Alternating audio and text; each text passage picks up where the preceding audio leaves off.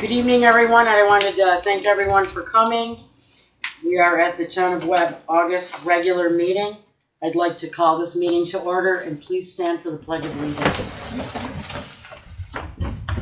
I pledge allegiance to the flag of the United States of America and to the republic for which it stands, one nation, under God, indivisible, with liberty and justice for all.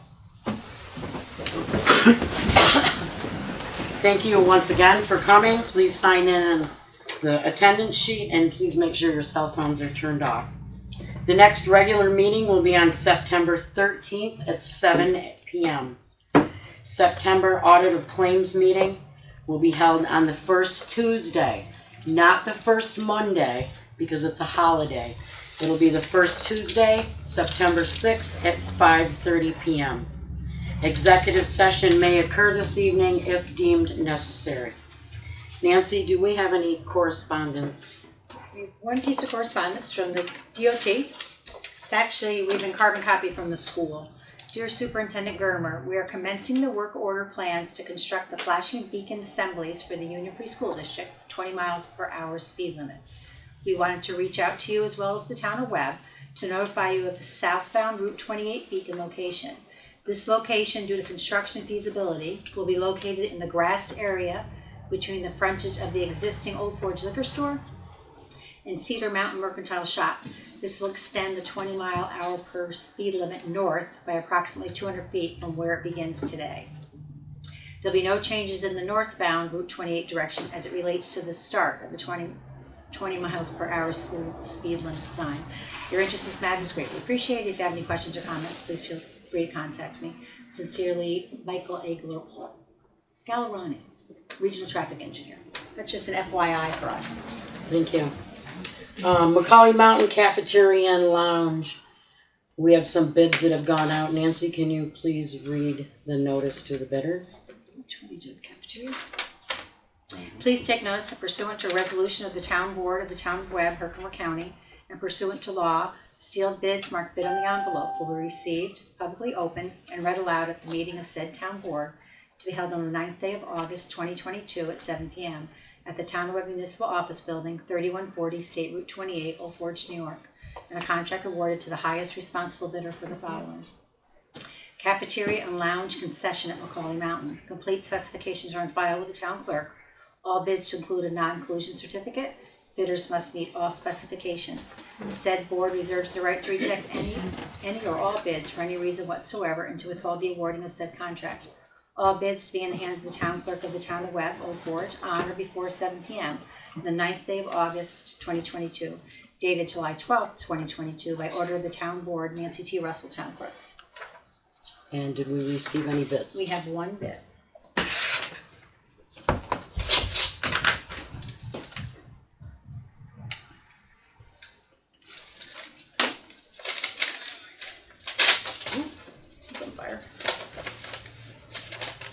It is from Jim Hull. Having received and reviewed specifications from Macaulay Mountain Food and Beverage Concession of the 7th Lake House offers the following bid for your consideration. Monthly rent of $900 and 5% of gross receipts.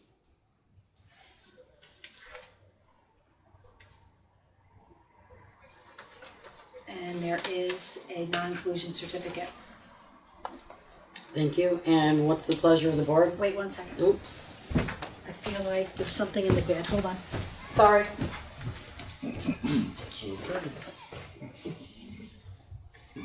Is the 900 our contractual arrangement?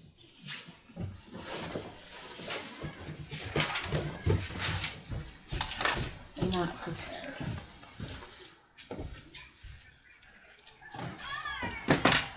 So the bid has to be a minimum of 5% of gross receipts, which he did allow for, so we're good there. I was worried we asked for 10%. Sorry, just wanted to check that. Sorry. What was the current or previous one? Same thing? Yeah, I I think it was, yeah, I don't have that. believe It was it's the same. $700 a month rent plus 10%, I believe. So he was paying $700 rent the last 3 years. plus 10 or plus 5? I don't know. I'd go grab it if you want me to run out there. No, I'm just, it's the only bid. So when did it change from 700 to 900? It didn't, he made it change. He's asking to change it evidently, Oh, because it's clearly so says 700 is the contractual. Was the contractual with Contractual is 700. 10% gross, and now he'd like to do 900 monthly with 5% gross. But we asked for a minimum of 5%. Yes, Okay. but it's the only bid we have, so. I'll make a motion to adopt. Accept whatever one you. Do I have a second? Yeah, I'll second it. Nancy, would you like to do a roll call vote? Councilman Gardner, Aye. Councilwoman Green, Aye. Councilman Ross, Aye. Supervisor Baker, Aye. 4 ayes. Macaulay Mountain Ski School and Ski Shop bid. Nancy, can you please read the bid?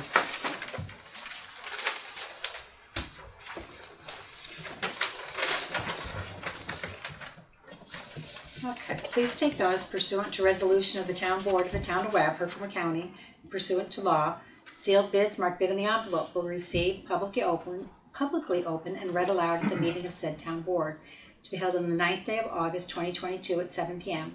at the Town of Webb Municipal Office Building, 3140 State Route 28, Old Forge, New York, and a contract awarded to the highest responsible bid for the following. The town will receive one bid for both the operations of the ski shop and the ski school at Macaulay Mountain, with the understanding that the concessionaire of the ski shop will also operate the ski school. Complete specifications are on file with the town clerk.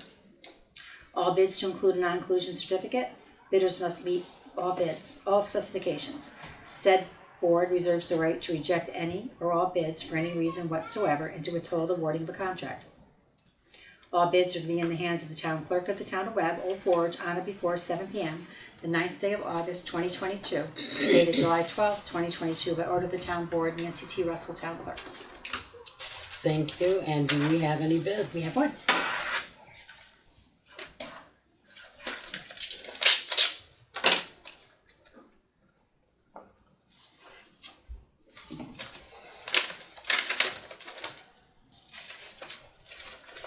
And it's from Pedals and Pedals.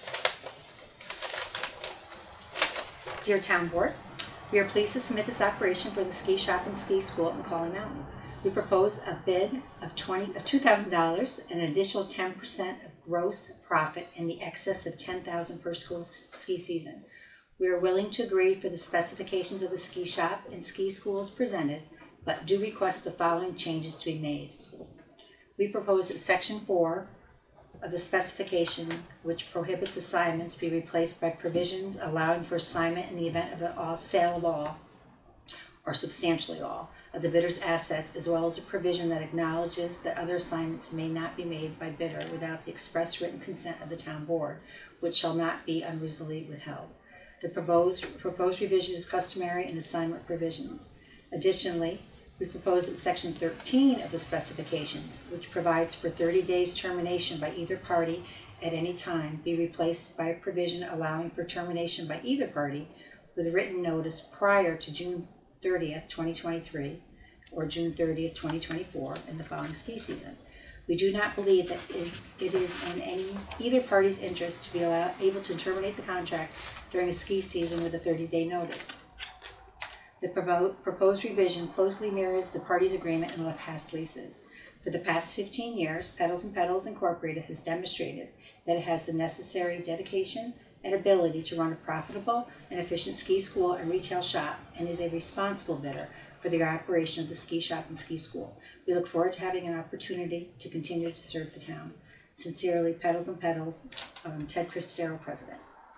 And there is a non-inclusion certificate and his deposit.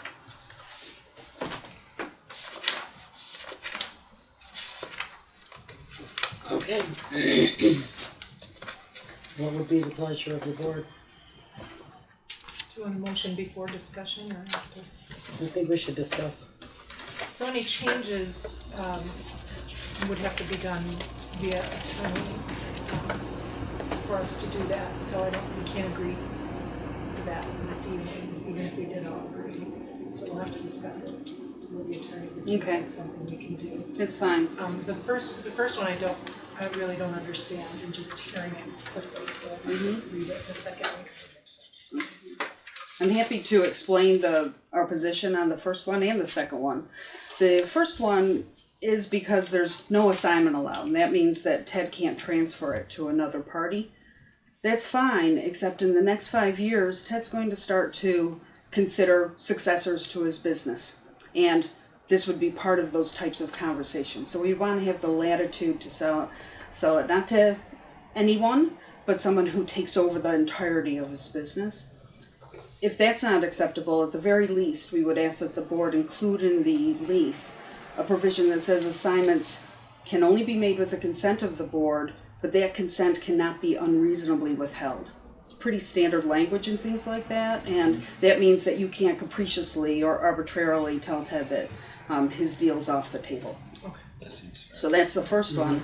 The second one, the specifications are different this year than they were in the past. And in the past, it allowed exactly for the language that we're suggesting, that either party can provide a 30-day notice prior to June of the following ski season. We consider this to be a 3-year term with 2 successive years, but the specifications historically have read differently. This year, it simply says either party can give 30 days notice and exit the contract and terminate.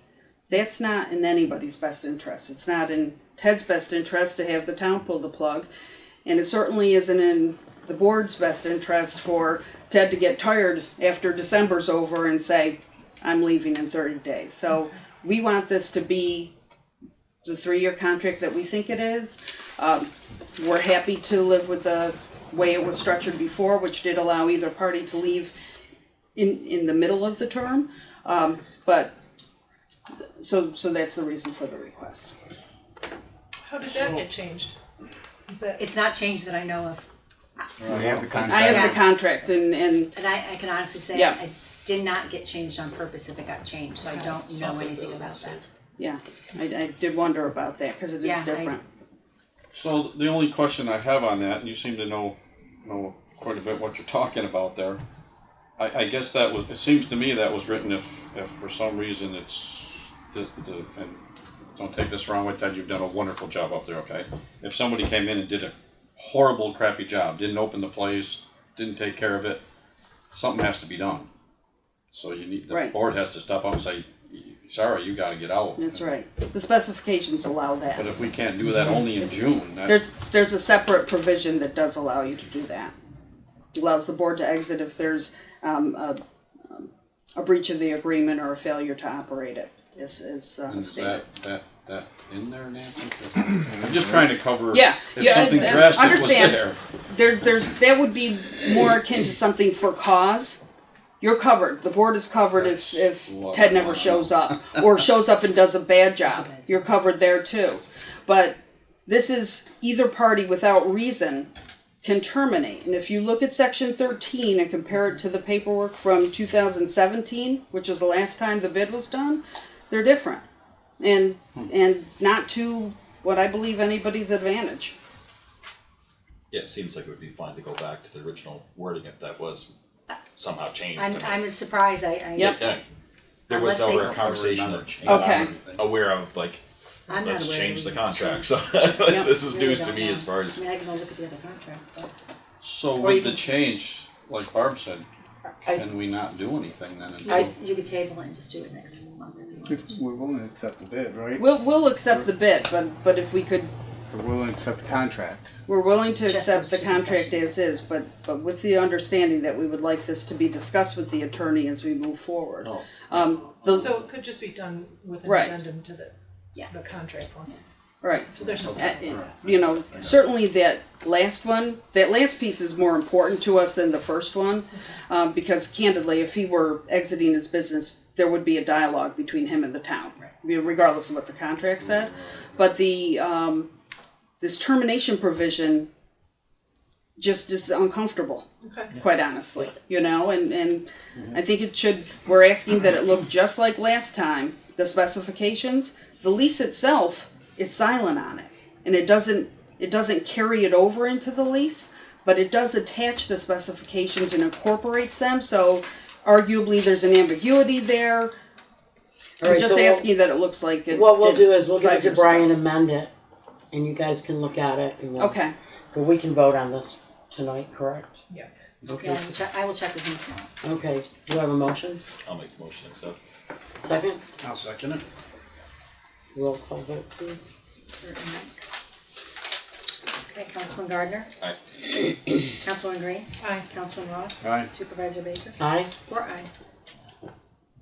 And if I may, I would like to say that both of those folks have done this before and they've done a wonderful job up Yes, there. they have. It's not, Thank you. it's not a huge money maker and it's a short season, it can be real short. Short this year. Both of them have done a fabulous job up there, I appreciate It's it. valuable to us. Thank you.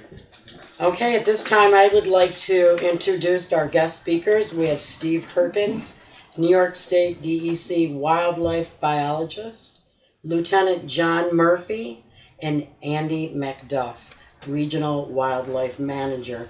And they're here to talk to us about the feeding of the wildlife in the town of Webb. Go ahead, Mr. Perkins. All right. Well, I don't have any. I don't necessarily have any, specific presentation or anything like that. I guess I'll give you my background. I've been working up here in the Old Forge area, Oneida Herkimer counties, but working up in Old Forge since 1998.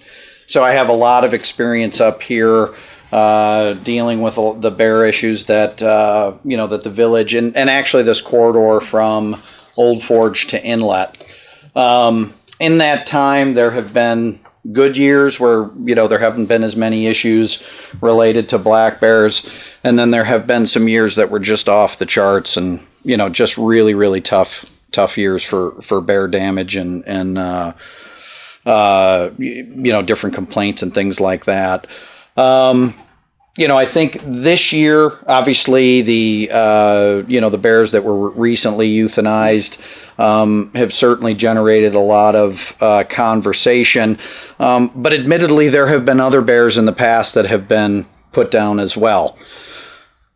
The way that we manage bears in this region, the way they're typically managed in other regions, is that we get calls from all over, the region during the course of starting in the spring. People are calling us about bears and bird feeders, bears and beehives. We get information from all over the region, different instances here and there.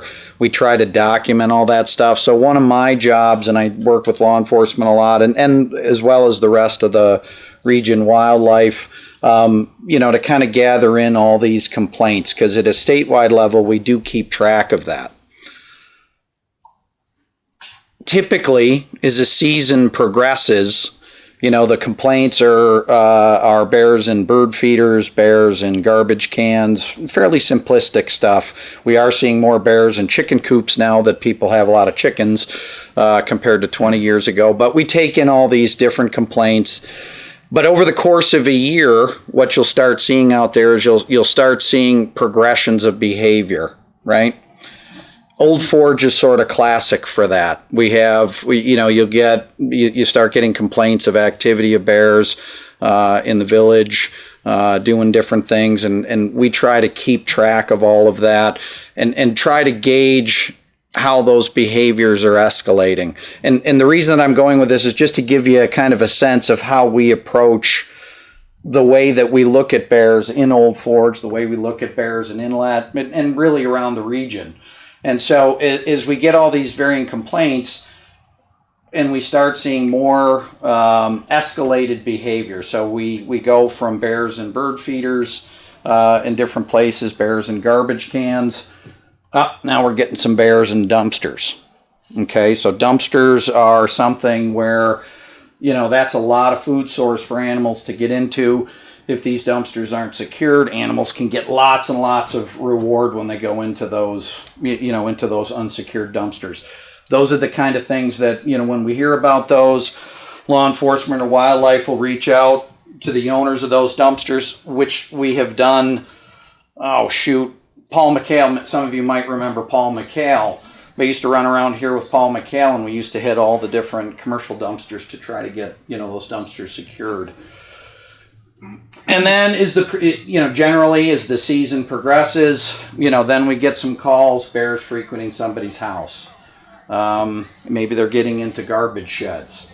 People have garbage stored, bears are ripping doors off those sheds, getting into those. That's an escalation of behavior, right? That's different than a bear and a bird feeder. And then we may get bears that are going on porches, so they're getting through screened porches and they're getting garbage in those. Again, somewhat of an escalated behavior. And then we may get into a point where somebody calls up and says, we've got a bear that just broke into our house. And so that this most recent instance, a few weeks back, were kind of that classic example of animals getting into a living space. And we have a bear response manual that kind of goes through a lot of scenarios of where people are going to encounter bears, situations where bears might be involved, and then how we handle them in general. And we have a classification that we kind of talk about. Hey, we've got a class 1 bear, we've got a class 4 bear, a class 3 bear. And so a class 4 animal is an animal that you just might see cross the road, an animal in a field, an animal in the woods, an animal on a hiking trail that's just doing its thing. Animals that are now starting to break into living space. Animals that have injured pets. Animals that are killing livestock. All right, those are animals that we will classify as class 1 animals, and by our SOP, we will try to target and remove those animals. And while euthanizing wildlife, and again, in that situation or in the past, we do get a lot of feedback. Folks don't really like that, but the way that we look at those situations is that it's unreasonable for a community or a neighborhood or folks in a camp, cul-de-sac. It's unreasonable to leave an animal that is routinely breaking or breaking into homes, to leave those animals out on the landscape. And so that's why, we have a classification. If we get a break-in situation and we're able to respond to that, we'll do that. If we can catch that animal as quickly as possible, that's what we're going to do. And so, these situations, we've had situations in the past where animals have broken into, residents here right in the middle of the village. We've had animals break in up and down this corridor over the time that I've been up here. Those folks call us and they tell us that they've had a bear or bears that have gotten into their living space and wrecked it. If we don't get it, inevitably it happens again. Usually the animals, we'll try to get a trap out on those situations as quickly as we can. If we miss that opportunity, we can almost guarantee that we're going to have another entry somewhere within the corridor, and usually it's within the same, mile and a half from where we've had those initial, where we had that initial complaint. So, those are animals that I know that garner a lot of, commentary from the, from the community, but those are animals that we focus our time on. So I just wanted to give a little bit of just background on how we look at these situations. I think it's important for, folks in Webb to understand that, bear complaints or nuisance wildlife not only happen in Webb, but they're happening all over the state. And so they're happening all over the region. So our jobs collectively, law enforcement and wildlife around the region, is to kind of keep track of bears in particular, but keep track and figure out which of these animals is potential problem versus other animals, that aren't nearly as problematic. So we don't go out on, to every property to look at garbage cans. We don't go to every property to look at, bird feeders.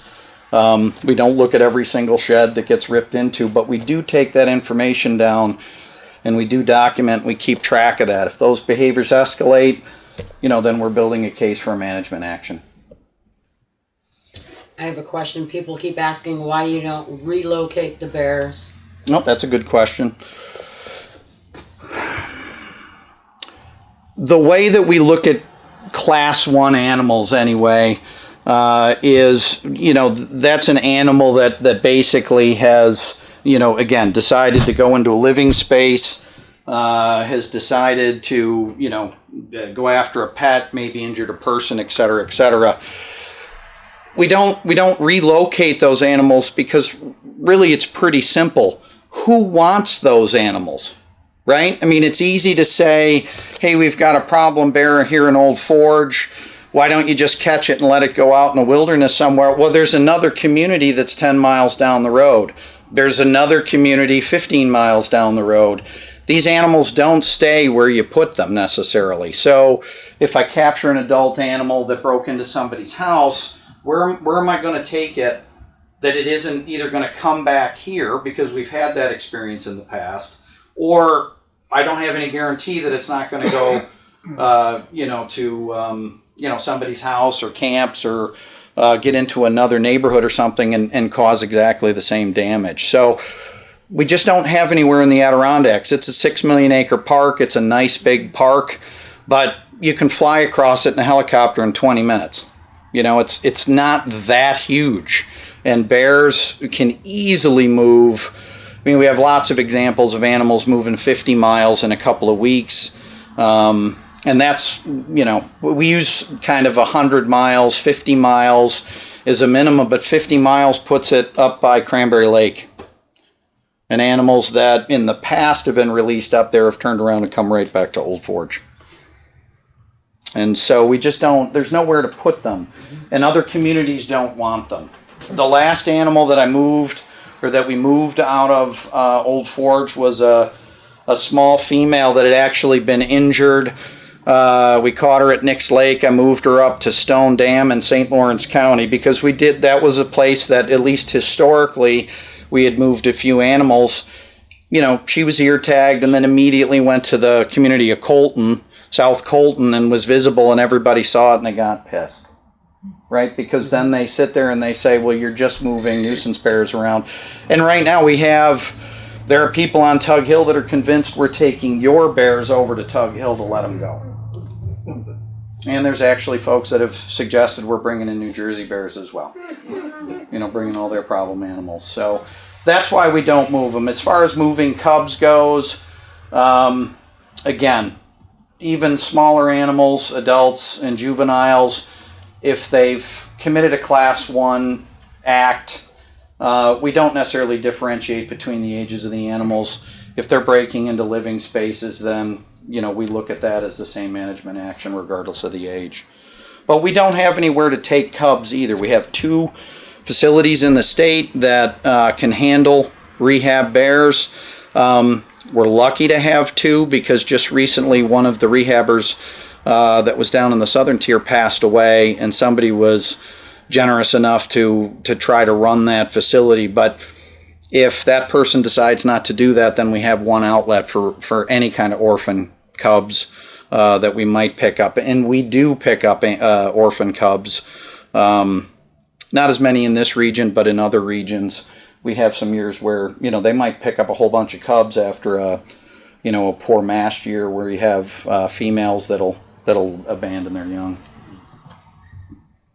Thank you. So, other questions in regard to, on top of just the bear developing its own bad behavior, we have humans here who have terrible behaviors. Absolutely. And there are specific locations where it's known that they're baiting the bears with marshmallows, whatever, to get pictures, to get them closer. We have the same issue with deer, and the local folks are furious.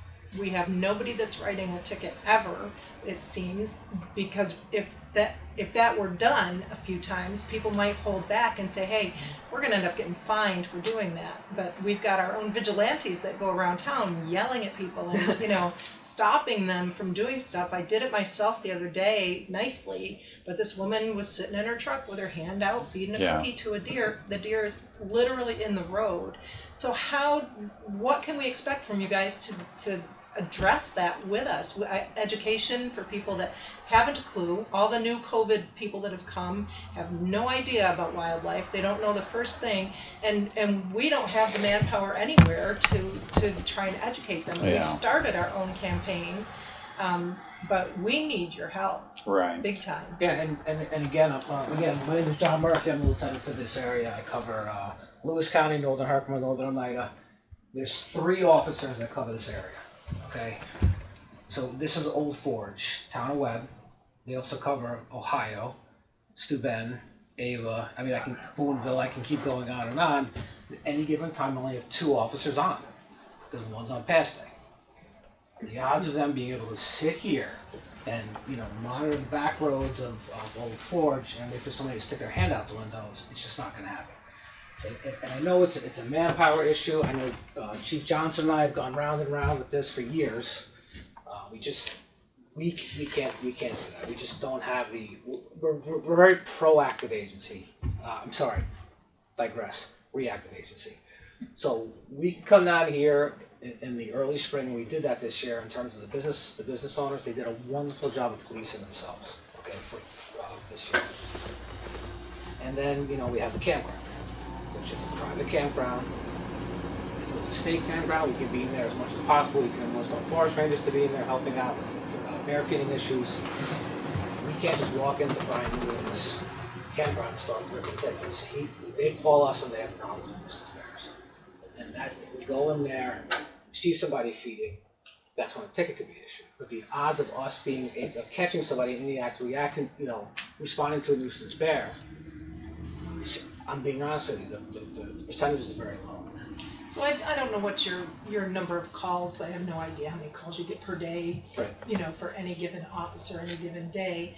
But I think if there were a little bit more visibility, and I know you hear this, and I know Ron hears, if you could sit on my corner and watch for speeders, Right. you could write tickets all day. I know you're not looking to do that, Right. but if we don't get some visibility, some presence, a couple of tickets written somewhere, that people are gonna maybe hold back a little bit and give us some ammo to start educating. So, I'm just playing devil's advocate here. I mean, what if it's once the person first time coming to Old Forge, they want to get a picture with the bear, they see it all over the internet. There seems to be a huge push to say, come see the bears on Old Forge too. I see that a lot, like on Facebooks and some other social media. I don't do that stuff. People send it to me, and I just look at it. Like, I don't know what to do.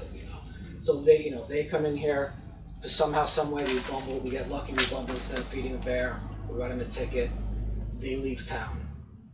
Never come back to Old Forge, which, good riddance. We don't need you here feeding bears, causing problems for everybody else. How do you keep up with that cycle of people coming through? That's what I'm asking you. You know what I mean? And that's the problem we always Yeah. have. I mean, we can button up the businesses because they're here. So we can button up the year-round residents because they're here. And they get it. It's these people that come into town. Right. I don't know. Well, yeah, I see it. Illegal feed wildlife. And absolutely, So- New York State has laws on the books. You cannot feed Right. deer or bear. Right. Just for the record, so everybody, I think most of the board knows, Supervisor Baker and I spoke about this a while back. We were proactive. I met with the lieutenant before any of this happened because we knew, it was looking to be a bad bear year. And we sat and actually had a slice of pizza and talked about it. And from a law enforcement standpoint, we knew we could only do so much. And then we hit up Steve and said, let's tackle it from an educational standpoint. And they did. You guys came up and hit some businesses. But I compare this to, I'm going to kind of dumb it down, but it's like the parking ticket issue, okay? If you write 16 out-of-towners a parking ticket, what have you accomplished? You've written 16, you haven't educated, they're going to leave town, they're not coming back, they're not going to do that again, but there's 16 more that move in and do the same thing. You have the same issues here with feeding deer, with bear, with the campground, so on and so forth, which, that's probably one of our biggest draws with the bears is that campground, which is private, which we can't go in a private residence. We can't, there's a lot of things that private businesses do and a lot of numbers that they generate that are out of our control.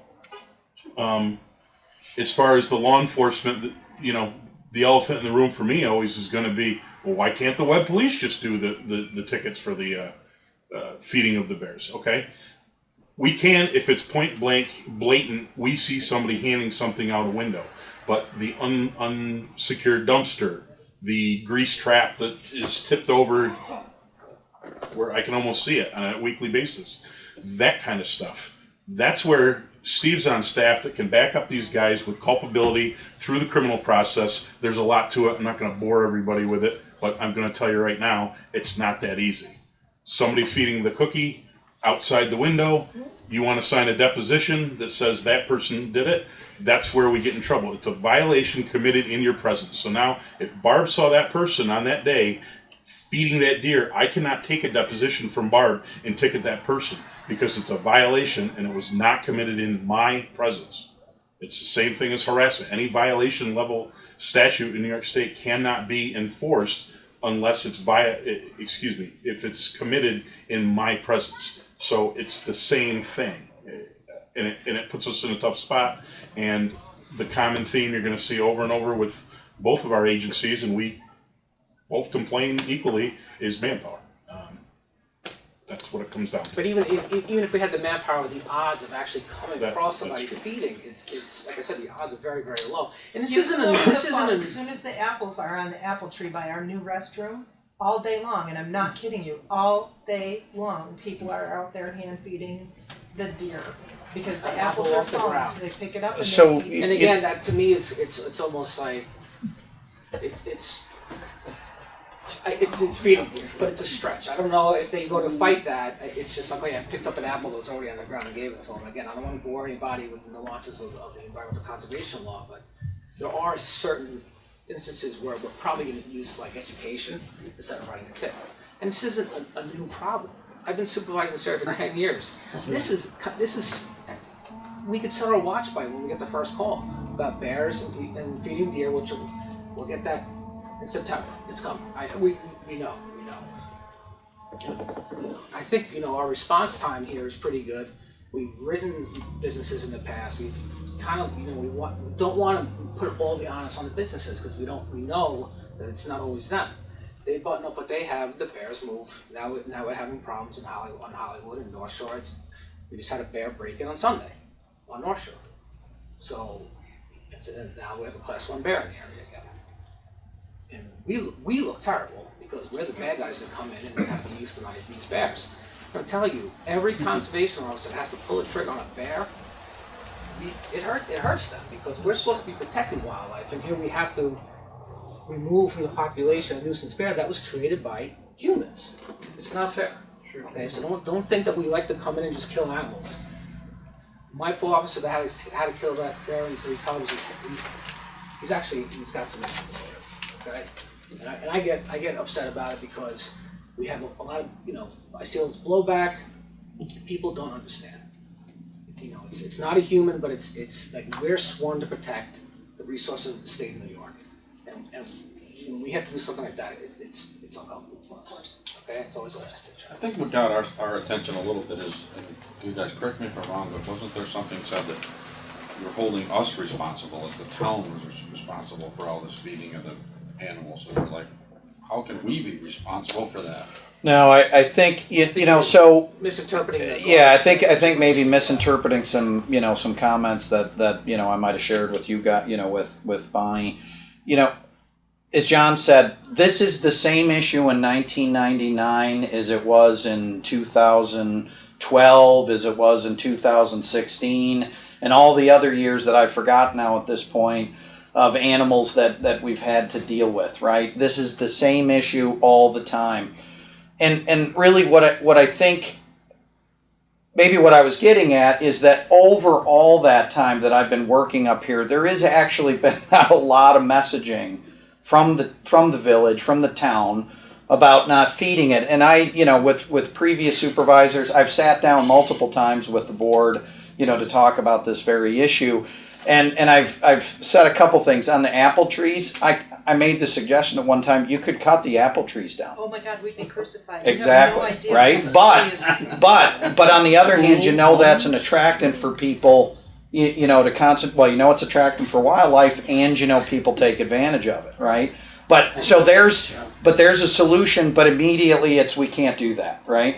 And so, you know, the other thing that I've kind of shared, and I've shared this in jest in past meetings, but it's always had this feel of a little bit like it's like Jaws, it's like closing the beach, right? People do want to come up here. They do want to see wildlife. We all acknowledge that. Folks love the deer. I don't hear it as much now, but I certainly have heard lots of stories of the old dump and everybody watching bears fighting over diapers. And folks thought that was really great, but you know, when you think about it, is it really good that bears are fighting over diapers and, you know, rusty cans of food and rotten this and rotten that? It really isn't. But we, you know, folks have grown up in this community and other communities in the Adirondacks and around the country, quite honestly, because this isn't unique just to Old Forge. But there is somewhat of this level of like, but it's just a deer, it's just a Cheeto. How bad can it be? And, you know, that person feeds the animal, drives away, next one comes up, and then by July, August, we're dealing with Class 1 break-ins. So John mentioned a Class 1 this last Sunday. Less than a week after that sow and cub incident, we had a break-in down towards Inlet. Region 5 caught that bear a night later and removed it. We had multiple break-ins down in that end of the corridor, so it's just something that never, you know, you know, we have to deal with it when those situations come up. But that was sort of a long way to get to, I think, where a lot of the synergy between law enforcement, between, you know, Bureau of Wildlife staff, you know, we can certainly provide some level of education. Maybe there's opportunities for us to try to figure out how to do that. We recognize also, though, that, you know, for every group of campers that we sit down and have a discussion about, you know, living with black bears, you know, next week it's a fresh group of people, and so on and so on and so on. But I think if the village, if the town were to really embrace sort of that bear smart community that you know, hey, look, we're in Old Forge, we want to see the wildlife, we want people to enjoy it. But really get that kind of 3-4 hubs, you know, or different, you know, get all of us together to work together to get that messaging, because the message from the village, it has to be stronger than just a couple of signs on some businesses. And we have, I said that earlier, we've started that. Our publicity director, Mike Farmer, is in the room with us today. And he already put a thing in the paper that one of our wildlife photographers, local guy, gave him a picture of 3 cubs, not the 3 cubs. Right. And we started that, but information from you guys, what we can say, what's the right way, because the fed bear, dead bear posters that are 10 years old now, people are blind to them. Yeah. So no. we need I mean, it's a good message, but yeah, you're right. message, You're right. But it's We're time just for- walking by it Yeah. now. Yeah. So I guess that's what we need, Yeah. is how do we educate, not just on the bears, but feeding the deer as well, because they end up getting hit by a car. Yeah. We're scooping them off the road all the time. Right. So we need help in that regard. Yeah, and that stuff that we can certainly help with, because, you know, I'm glad you bring up the deer. You know, feeding waterfowl, feeding deer. I don't know how really the waterfowl is here. Certainly there are other communities in the state and around, you know, that have tremendous problems with people feeding waterfowl, and they're crapping all over everything, and it's not really good. But, you know, that's an important message. This feeding brings in animals into places that they normally wouldn't be. Feeding is a selfish act, right? You know, and it's an act where I want to feed this deer because I want to be close to it, so I'm going to draw the deer out of the woods, or I'm going to draw them across the road or whatever, because I want to be close to it, and I want, you know, and by doing that, you alter the behavior of those animals. And, you know, I think that's something to get out. You know, these animals aren't just hanging out after you drive away. They're moving around this landscape here in the village, or they're running across the roads all the time, and then they're getting hit by cars, they're getting poached.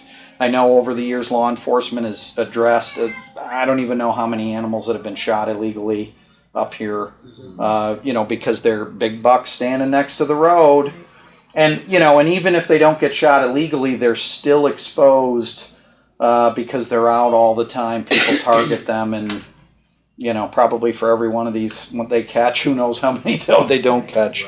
But this feeding brings these animals, that makes them, it exposes them to a huge amount of mortality. And but we can certainly provide you with good information. We have obviously things on our website.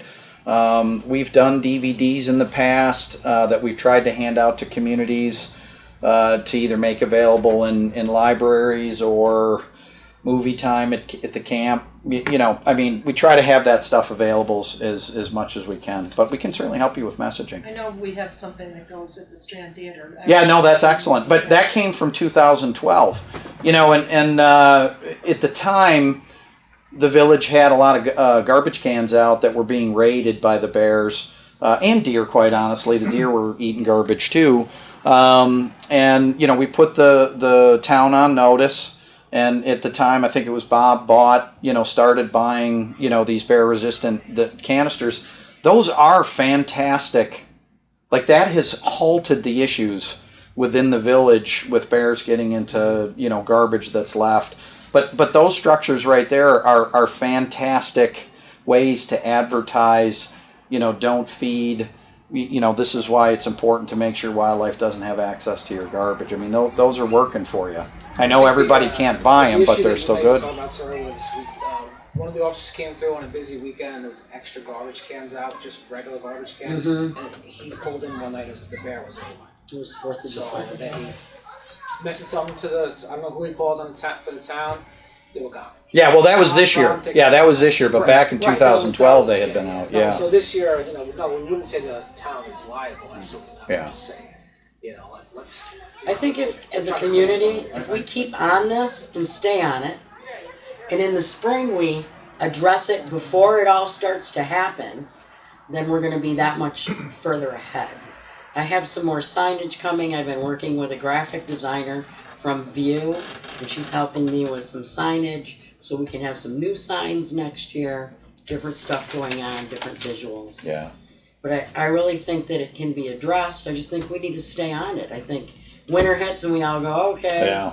Well, and then we don't think about it till July when right. 3 cubs have been shot or... Well, and what I've seen is that, when we have a year that's bad. Now, I will say that this year's been, busy more generally region-wide. People have been seeing bears in lots of different places all over the region. I wouldn't necessarily say, at least on our side of the county line from Hamilton, that it's been bad, but I will say that Region 5 is up to their earlobes in addressing Class 1 instances all over, and they have a bigger chunk of the Adirondacks, but they've been busy, as busy, I think, as Jim has ever been. The Catskills are having a hell of a year. Region 4, I think, has been pretty busy as well. We've been kind of lucky, in this corridor this year. In terms of Old Forge, we really have two not including the sow with the 3 cubs that keep knocking into your blinds. I'm sorry. The sow with the 3 cubs, I consider her one bear, and we had another bear.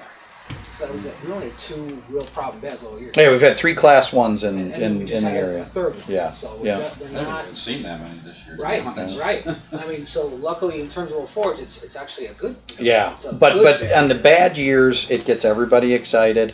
Sure. 2012 got everybody animated. I was from one end of this, corridor to the next addressing bears. 2016, I think the last bear that I had to remove in 2016 was just before October 1st, which is crazy late to be dealing with that. Some years you get that kind of level of activity, but my point being just it gets everybody excited, gets them animated, we're all for it, and then just like you said, we get a couple of years where we don't have a lot of bear complaints, and the next thing you know, everybody kind of forgets. And just in general, across the North Country, what we tend to see, and it's held pretty good over the decades, is about every 4 years the complaint kind of spikes. Doesn't mean that it's a new record every 4 years, but it kind of elevates. So you'll have a year where you're just really busy getting a lot of complaints, and then the next year it just drops down to almost nothing. Dry years tend to be worse than wet years. If you notice, last year was pretty dry. or I'm sorry, pretty wet. We had a real wet year a couple years ago, and there was almost, bear complaints were non-existent. They really were. And undoubtedly the rain keeps people from camping. The rain just kind of seems to suppress bear behavior, but I think it really is just more when it's dry like this, people are out all the time. There's lots of opportunity. It ends up becoming a target-rich environment for them, and they just learn. Thank you. Anything else, guys? All right. What was the geese situation? Yeah. Well, so as far as nuisance geese go, as far as, here in Old Forge, I haven't really addressed the goose issue at all. There are tools the communities can get, and I think We have, yeah. yeah, and I think the village has utilized an option of rounding up birds. That is an option that's used in other communities or other situations, parks. Drinking water supplies, schools, things like that. If a lot of geese, they use a technique of rounding up the birds, and then they're euthanized. The problem with resident geese, it isn't necessarily as much a feeding problem as it is the birds just acclimating to every green lawn that we have. And geese are a problem everywhere, all over the place. Everywhere in New York, but we've got resident geese in some capacity. In some places, they're more of a headache than others. But those options, as far as doing those, typically a community in Old Forge has done. It reaches out to the U.S. Fish and Wildlife Service to get a permit to be able to manage geese utilizing those tools. We can help out farmers, in some public health situations. But those authorizations that we provide are actually afforded through federal legislation that allows us to do that, because geese are protected at the federal level. Thank you. How about private properties? Well, that gets to be, it all depends. If it's just general nuisance, there's not as many, tools to use just for geese on your lawn. You can use pyrotechnics, people use dogs, people use fencing. It can be a little bit more difficult depending on the situation. I didn't hear trucks in that. What's that? I didn't hear trucks in that. Oh.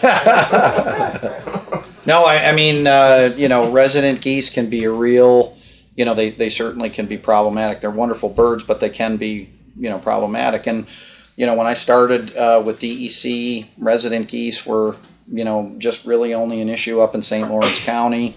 And then, now that's an issue across the country now. There's resident geese living in Florida. So they're non-migratory geese, and that's the difference between birds that, grow up here in Old Forge versus the birds that you see flying high, in the fall and in the springtime. So, anything else? I don't think so. Okay. Thank you so much. Yeah. Yeah, appreciate it. All right, with that being said, a notice of public hearing on a proposed local law prohibiting feeding the wildlife. Whereas the town board finds it is necessary to protect the residents of and the visitors to the town of Webb and to preserve and protect those wild animals that come into contact with humans within the town. And whereas the feeding of wild animals by humans with certain specific expectation results in harm to the animals and creates a dangerous situation for the humans involved. And whereas proposed local law number blank of 2002, creating a new chapter 164 of the town code of the town of Webb has been prepared, which would accomplish this. And whereas under New York State Town Law, no local law may be passed without a public hearing, before a public hearing is held. Now therefore be it resolved that the town of Webb shall meet and hold a public hearing at the Town Visitor Information Center, 3140 State Route 28, Old Forge at 7 p.m. on Tuesday, September 13th, 2022, to consider proposed local law number blank of 2022, creating new chapter 164 of the town code of the town of Webb, and to hear all interested persons, and at that time may take any other actions authorized by law concerning the proposed local law, and be it further resolved that the town board authorizes and directs the Webb town clerk to publish and post a notice of public hearing concerning the proposed local law in the manner provided by law. Do I have a motion to adopt as read? I'll make a motion to adopt as read. Have a second? Question on this 2002 thing. Is it, I think Brian made a mistake, it's 2022. Okay, I was gonna say that was created back then. Do I have a second?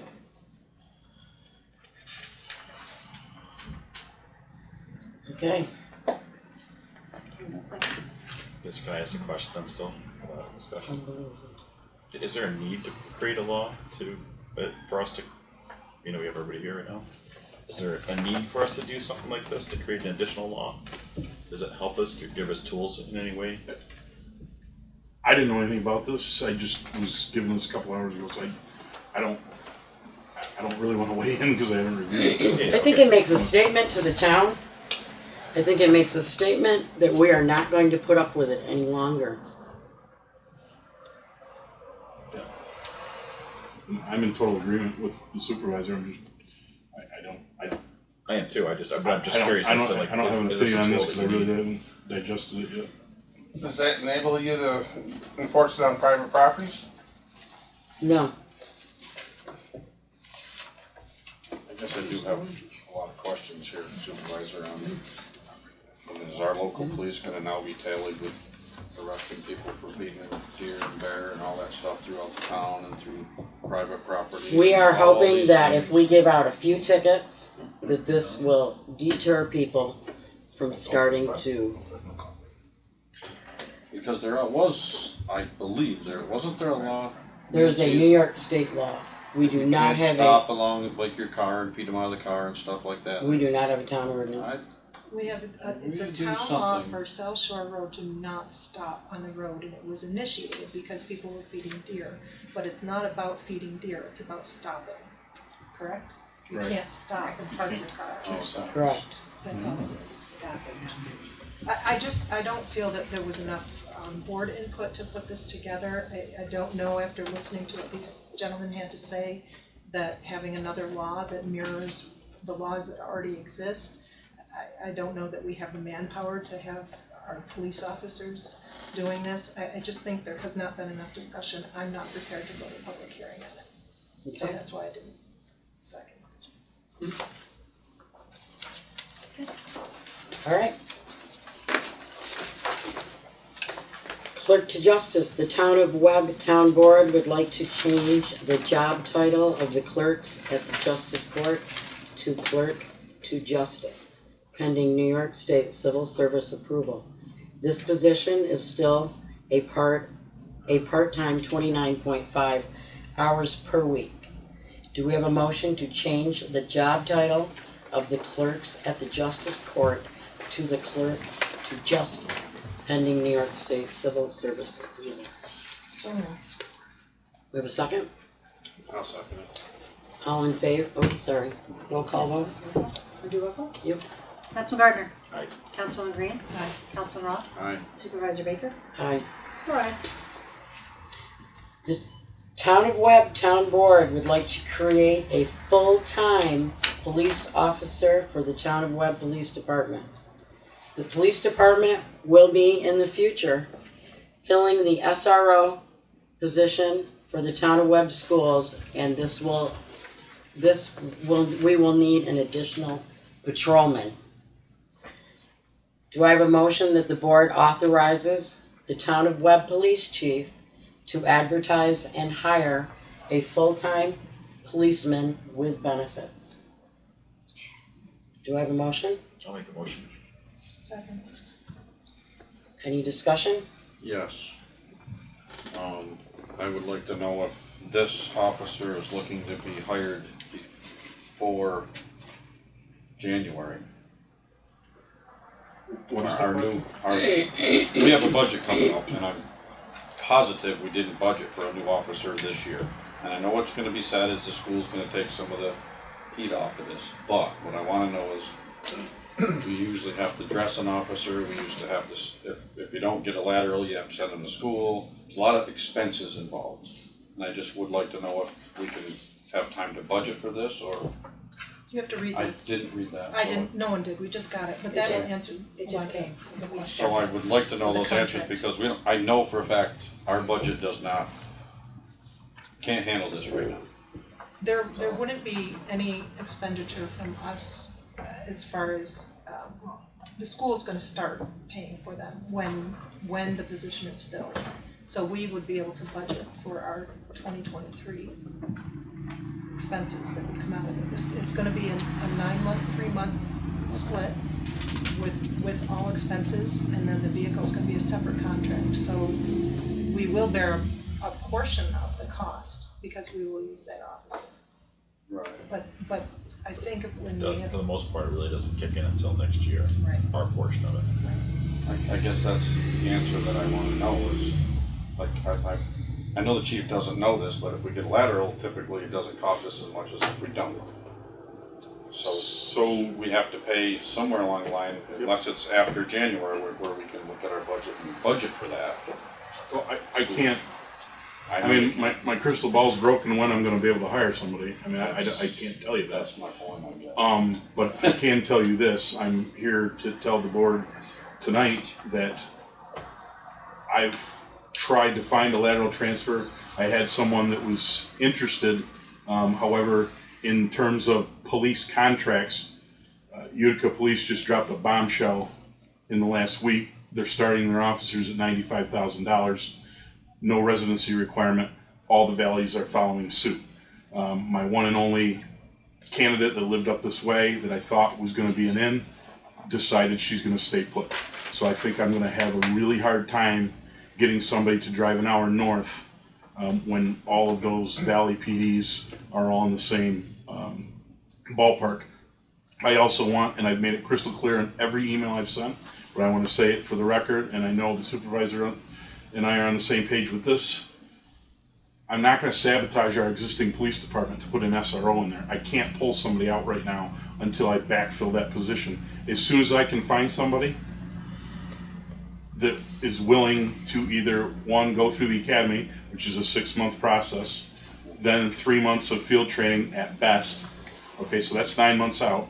And then I'm still not sure that, is the best option, and that's not the option I want, but that might be the best we can do. If I can find a lateral, great. I'm just not real optimistic right now. So, be prepared when school starts. We are probably not gonna have somebody in place. There's too much to this, to just slap it together. We were looking really good until our lateral backed out, and I'm gonna work diligently. Actually, tomorrow morning, Nancy and I will meet. We were already gonna advertise, but we're gonna have to up our game there, and we'll discuss that tomorrow. But I don't know. I don't know when I'll find, and I don't know where I'll find. I just bring this up because you know how I am. Yeah, when we gotta come up with money to dress these guys and put them in cars and all that stuff, it gets very expensive, and we just were told our insurance is gonna go up probably close to 14% this year, which is a huge hit for the town. It's a big deal. So am I concerned? Absolutely. I'm not against the SRO officer. I think in the world today. Is there we gotta anything do else, Supervisor Baker, that I'm forgetting to go over with? I don't believe so. Okay. Just a clarification, is that? No, you can talk at the end, thank you. Do anyone else have any questions? No, Okay. Roll call vote. Councilman Gardner? Aye. Councilman Reed? Aye. Councilman Ross? Just nothing going, working, is there?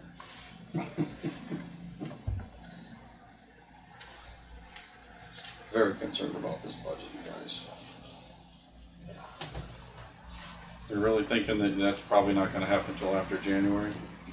I'm not gonna say, I mean, there could be somebody tomorrow, there could be somebody in 3 months, I don't know. And if there is someone tomorrow, the school's gonna pay for the first 3 months. We're not paying until 2023. That's right, and the contract clearly, In here it clearly Because I did states it. read that. I know, I'm not through the whole thing either. Kind of, But Well, we are not it just paying. came, this just came. Yeah, so, so we're not, what about reviewing that? well, Another yeah, thing? yeah, that's a whole nother thing. This is just so we can get started. This is Aye. just because it takes, Aye. Supervisor Baker, Aye. 4 ayes. Resolution 119, Dog Control Officer. Interviews were conducted for the dog control positions by Councilman Ross and myself. Following the interviews and the recommendation is that the board appoint and enter into an annual license agreement with Rick Brewer. Do I have a motion that the Town of Webb Board appoint and enter into an annual license agreement with Rick Brewer as dog control officer for the Town of Webb? I'll make the motion. Do I have a second? I'll second it. Roll call vote, please. Do we have a discussion? Oh, sorry, discussion? I'm just, I'm assuming that you guys met with him. See, I actually don't know this individual, so. Yes. Yeah, you're, He seemed to be the Very most comfortable. qualified for the position. He has some wildlife control background, as well as working with animals, other animals, domestics. Does he live in Webb or? Yes, he does. Yeah, we interviewed everybody. Carol Dix. and this individual will get the vehicle too, then, right? The Yes, he vehicle will. be transferred. And that vehicle will be here tomorrow. It needs some work done on it, so I'm gonna have it taken to the garage, looked at, investigate on that. And are we gonna allow them to utilize this vehicle to drive to keep it moving? Yes. Yeah, we'd like to see the dog control officer be a little bit more visual throughout town, so people know that they're there. And this gentleman had time. They all were It's a Good great, candidates. good candidates. and typically we don't get a lot of candidates for that position, so it was great to see. Can you do a roll call vote, please? Councilman Gardner? Aye. Councilwoman Green? Aye. Councilman Ross? Aye. Supervisor Baker? Aye. 4 ayes. Okay, short-term rental laws. The town board held a public meeting on July 14th to hear persons for or against local law number blank of 2022. A local law creating chapter 387 of the code of the town of Webb to regulate short-term rentals. At this point, I have to say something. I feel that we should table this at this time till next month. I would like to purchase some software from either Rentalscapes or Govos. This software will give us an idea exactly how many short-term rentals there are in the town of Webb. After the public hearing on short-term rentals the last one, I was asked to write a letter to the paper stating where the money would be used. I'm not comfortable writing a letter when we don't know exactly the revenue amount coming in. With that being said, I'm not comfortable placing a vote on this. We've spent a lot of money on it, and I really think we need to have these numbers in our possession before we vote on it.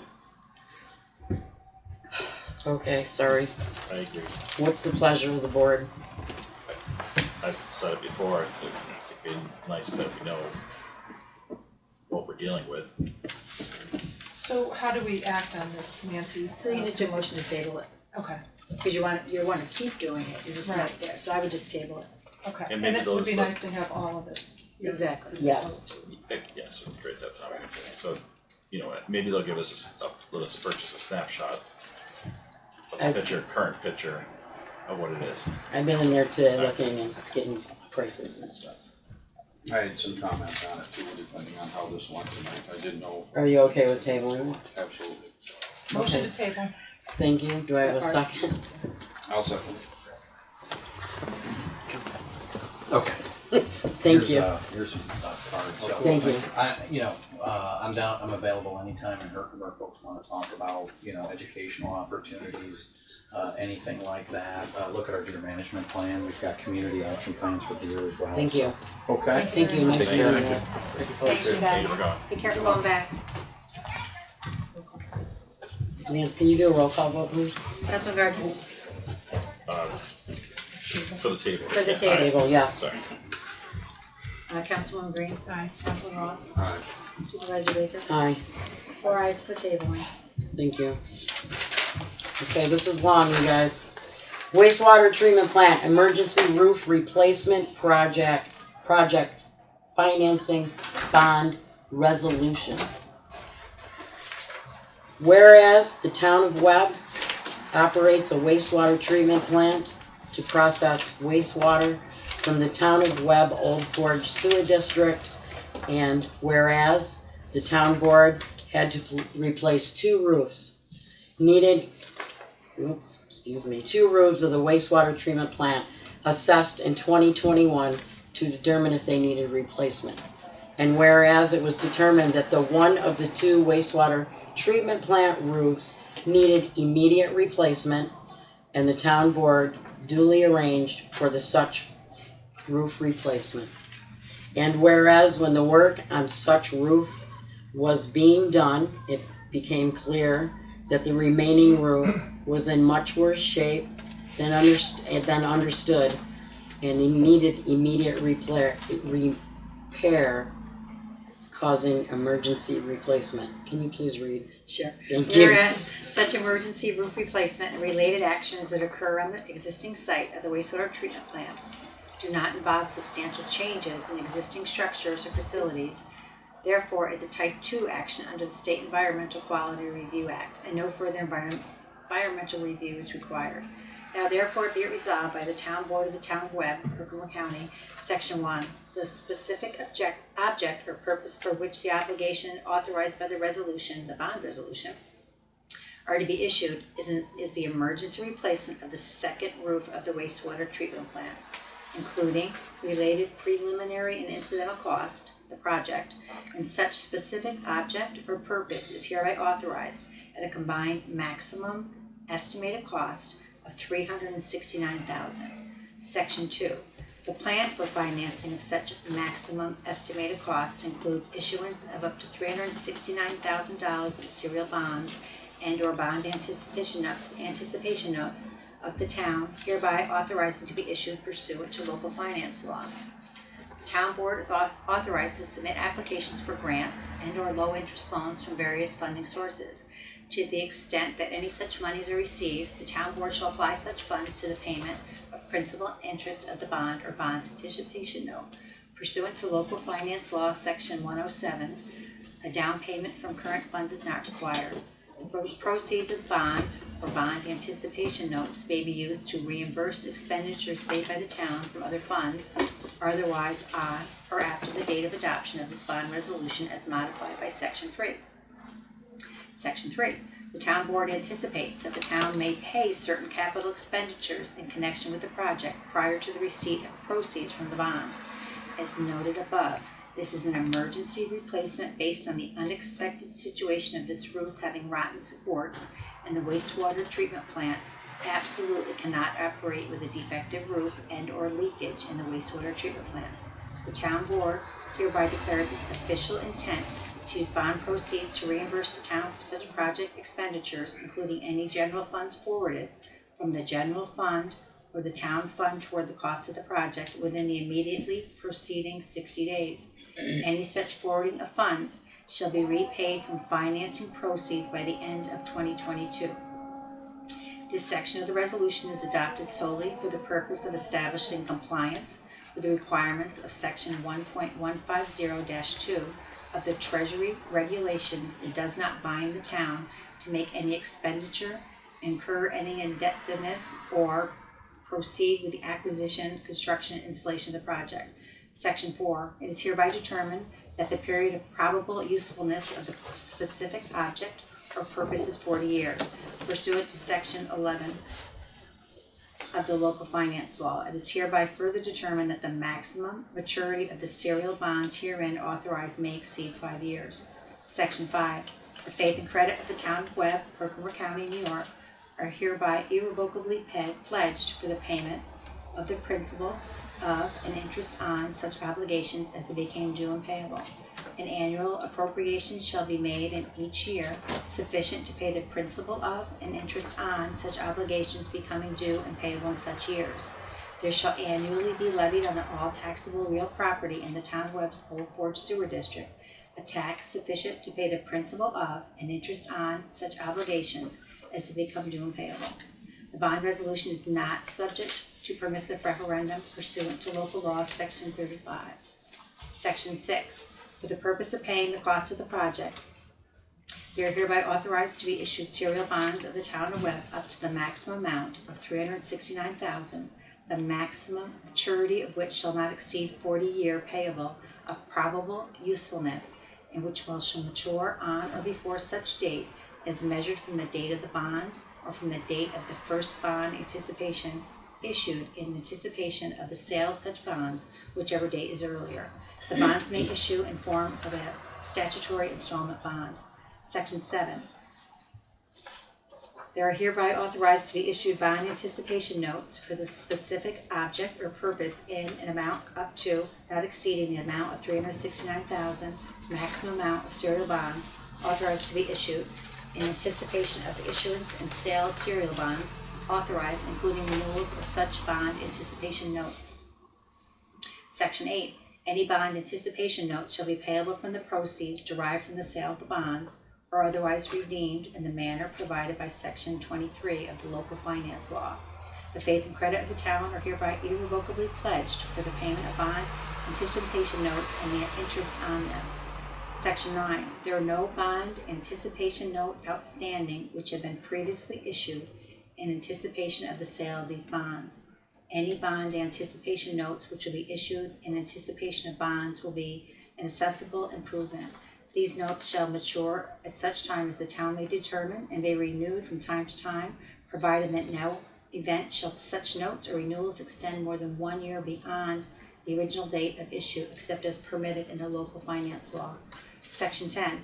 Subject to the terms and conditions of this resolution and the local finance law, and pursuant to provisions of Section 30, 50, and 56 to 60, exclusive of the local finance law, the power to authorize bond anticipation notes in the anticipation of the issuance of the serial bonds authorized by this resolution and the renewal of these notes, and the power to prescribe the terms, form, and contents of the serial bonds and bond anticipation notes, and the power to sell and deliver the serial bonds and bond anticipation notes issued in anticipation of the issuance of the bonds is hereby delegated to the town supervisor, the chief fiscal officer of the town of Webb. The town supervisor is authorized to sign any serial bonds, bond anticipation notes issued in anticipation of the issuance of serial bonds and bond anticipation notes issued pursuant to this resolution by a manual facsimile signature, and the town clerk is hereby authorized to affix or impress or imprint the facsimile of the seal of the town on any serial bonds or bond anticipation notes, and to attest such seal by manual or facsimile signature. If executed by a facsimile signature, such obligation shall be authenticated by the annual manual counter signature of the town supervisor or designated financial agent. The town supervisor, as the chief fiscal officer of the town, is authorized to execute and deliver any documents and to take such other actions as being necessary, and proper to carry out the intent of the provisions of this resolution. Section 11, the exact date of issuance of the bonds and or notes and the exact date upon which they shall become due and payable shall be fixed and determined by the chief fiscal officer, provided, however, that the maturity of the notes and the renewals shall not exceed 1 year from the date of issue, except as permitted by local finance law. Section 12, the chief fiscal officer shall prepare the bonds and or notes and sell them at public or private sale and in accordance with provisions of the local finance law including but not limited to the provisions of section 169, if applicable, and at such sale shall determine the interest rate to the borne by such bonds and or notes, and whether fixed or variable. The town board authorizes the chief fiscal officer to establish sustainability level, annual debt service, or a declining annual balance for the repayment of such bonds if the chief fiscal officer believes it is in the best interest of the town. The town board authorizes the chief fiscal officer to issue such serial bonds in the form of a statutory installment bond. Section 13. If issued, the bonds and or notes shall be in a registered form and shall bear interest at the determined rate. Section 14. The chief fiscal officer shall deliver the bonds and or notes to the purchaser only against a certified check or other immediately available funds. The proceeds of the sale of the bonds and or notes shall be deposited and or invested as required by section 165 of the local finance law, and the power to invest in the proceeds of sale is hereby delegated to the chief fiscal officer, and the power to invest in any instruments described in section 165 is expressly granted. Section 15. To the extent that it is permitted to do so under the Internal Revenue Code of 1986, as amended to the date hereof, the code, the town hereby designates the bonds and or notes as qualified tax-exempt obligations under section 265B3 of the code. The town hereby covenants that, to the extent permitted under the code in effect as of the date of assurance of any bonds and or notes, it will take all actions on its part necessary to cause interest on the bonds and or notes to be executed from gross income for purposes of federal income tax, and refrain from taking any action that would cause interest on the bonds or notes to be included in gross income for purposes of federal income taxes. Section 16. The town of Webb is a town wholly in the Adirondack Park. However, state lands subject to taxation within 1. the town boundaries, and 2. the town boundaries of the town of Webb's Old Forge Sewer District are each assessed at less than 30% of the total taxable assessed valuation of the town. So permission of the state comptroller to issue the bonds and or notes is not required under local finance law 104.10(3) and was not required under town law 202-B. Section 17, Miller, Mannix, Shackner, and Hafner LLC, Glens Falls, New York, is hereby designated bond counsel. Section 18, validity of the serial bond, and bonds anticipation notes may be contested only if these obligations are authorized for an object or purpose for which the town is not authorized to expend money, or the provisions of law which shall be complied at the date of publication of this resolution are not substantially complied with, and an action, suit, or proceeding contesting such is commenced within 20 days after the date of such publication, or such obligations are authorized in violation of the provisions of state constitution. Section 19, this resolution or summary hereof shall be published in the Adirondack Express, which has been designated the official newspaper of the town, together with the notice of the town clerk in the form provided in Section 81 of local law. Section 20, this resolution shall take effect immediately. What is the pleasure of the board? Oh, let's please adopt that resolution. You have a motion? Yes, that's my motion. Okay, thank you. And a second? I'll second it. Discussion. I'll tell you guys what all that meant. So, we had 2 roofs that we needed to replace. One of them we had the money for that was in the budget. The other one we were going to replace at a different time when they went to tie the 2 in. They couldn't tie it in because this one was extremely rotten. So it caused an emergency situation. We don't have the money in the sewer district. We're going to borrow it from the fund balance, and we're going to pay it back with interest to the fund balance. Okay? That was that in a nutshell. That was that in a nutshell. Okay, go ahead. Nancy, would you like to do a roll call Councilman vote, Gardner? please? Aye. Councilman Ross, or Councilman Green, Aye. Councilman Ross, Aye. Supervisor Baker, Aye. 4 ayes. Okay, Kurt, you're up. And not too much has changed, but in meetings dealing with stuff, but nothing's really progressed too much other than the dog park seems to be working out good. If you haven't seen it, it's down there. Heading up the McCollum Mountain, the grass area there, but the signage came in. The big signs will be coming in soon. Hopefully we'll be able to do a ribbon cutting down there with the Conklin family and Cap 21 and Judy and the town as soon as that gets put in. But you'll see that things will slowly keep getting added to it. There's still more stuff coming, and as different donations come into Living ADK, there'll be additional things added on, including a pavilion roof kind of thing that goes over both benches that you see going in now. So there will be some shading there and stuff too. So it's a work in progress, but it is progressing. The mountain bike grant, we are still in a holding pattern from New York State, waiting for them to clear the funds for us to be able to move forwards with any kind of bidding or. So we're coming up on a year out of waiting for the funds, but it is coming. So guess we just have to wait. Snowmobile trails seem to be good. They're maintaining and doing their stuff out there and getting ready to go for the winter season, doing maintenance and whatnot. That's pretty much what I got right now. Thank you. Barb?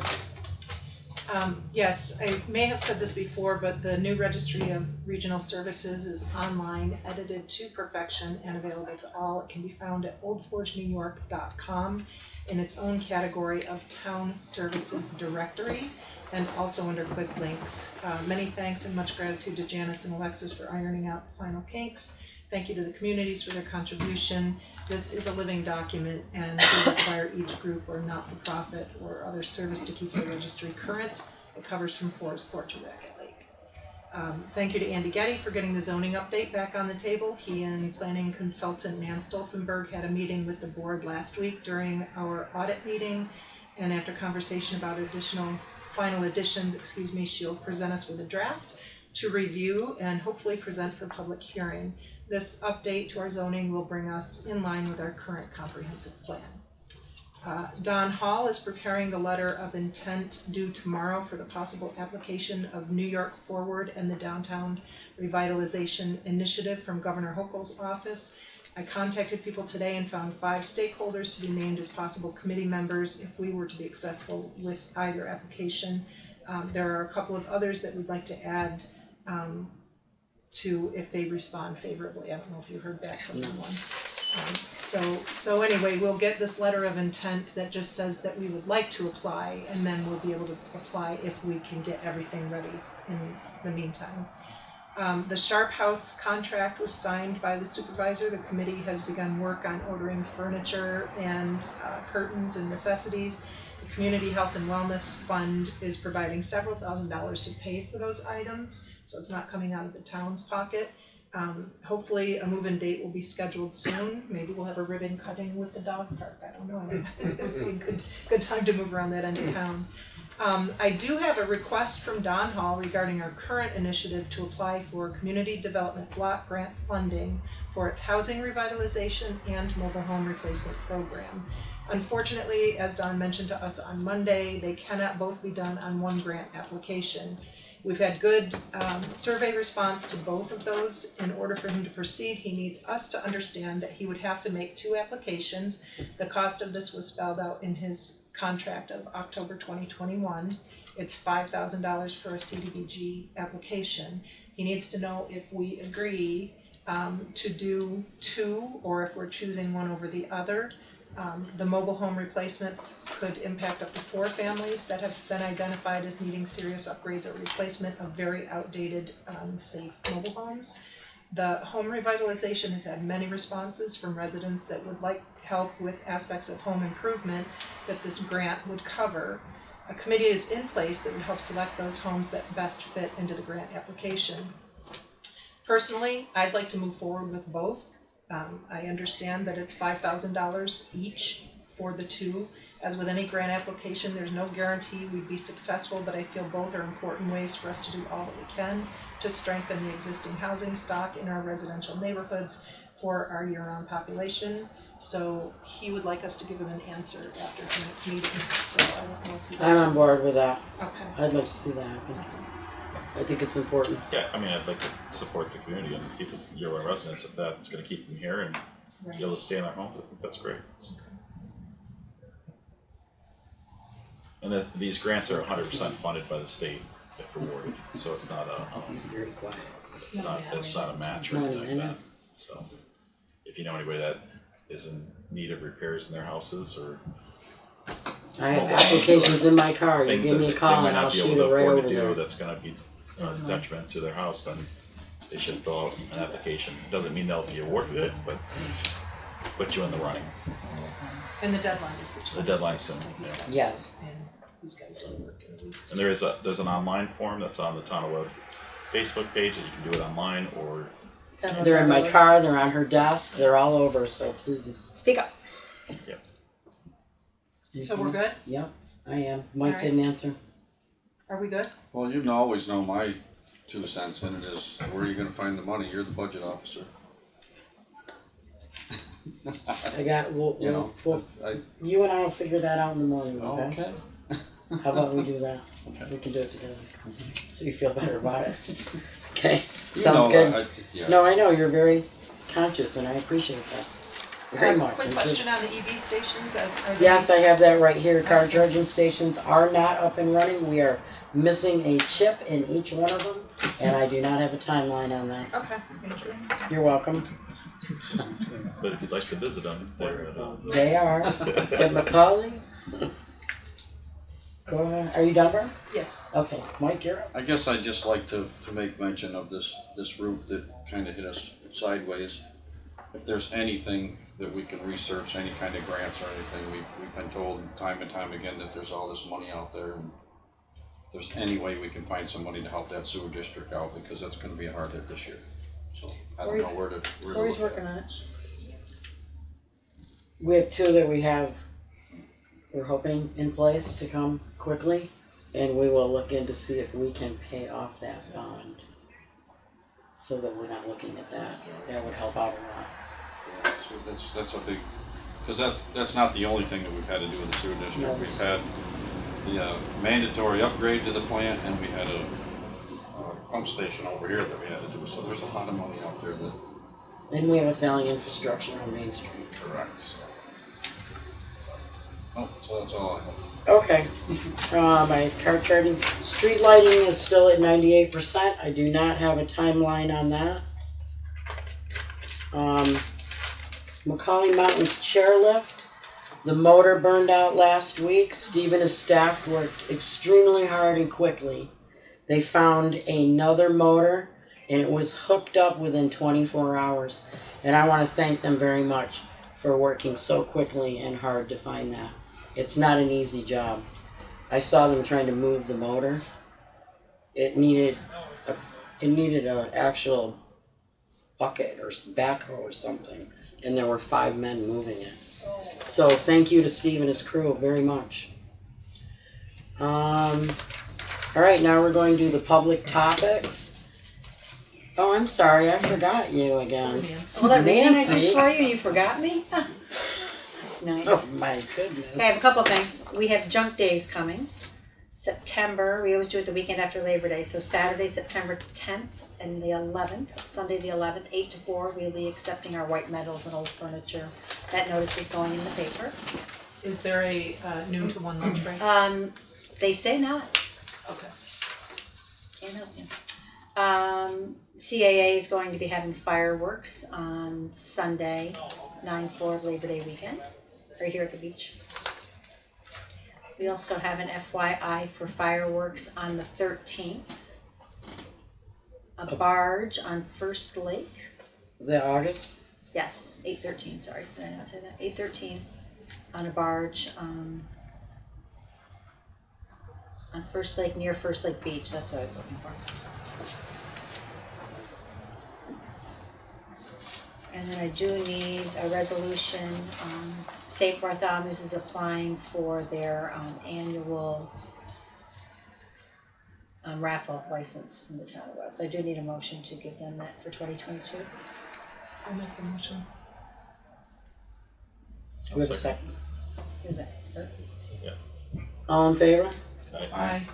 Opposed? Then I have a second raffle ticket license for the Old Forge Volunteer Ambulance Corps. They are doing a raffle December 2022. The raffle date is December 2022. So that's a new application for them. So I need a resolution for that. For who? Old Forge Volunteer Ambulance Corps. Oh, okay. Moneymaker for them. Do you have a motion? I'll make a motion. So, Second? Second. All in favor? I Opposed? had a question on the fireworks. Is that through the fireworks company? Like Our normal company, yeah. Everything, we have insurance for both of these. For the one on First Lake and then the one down here, we have all the insurance. So everything's in place. That's all I have. Okay, thank you. Thank you for remembering me. No problem. Public topics. I would like everyone to please state your name for the record before you begin speaking. Thank you. Anyone? Yes, Linda. I'm Linda. You gave it away. I did. My name is Linda Wheel, and I came to the town board meeting last month ago, talking about a private fundraising effort, not a town-led or a police-led fundraising effort to buy a canine vehicle. I gave all of the information prior to last board meeting and at the last board meeting, and have resent it to the board.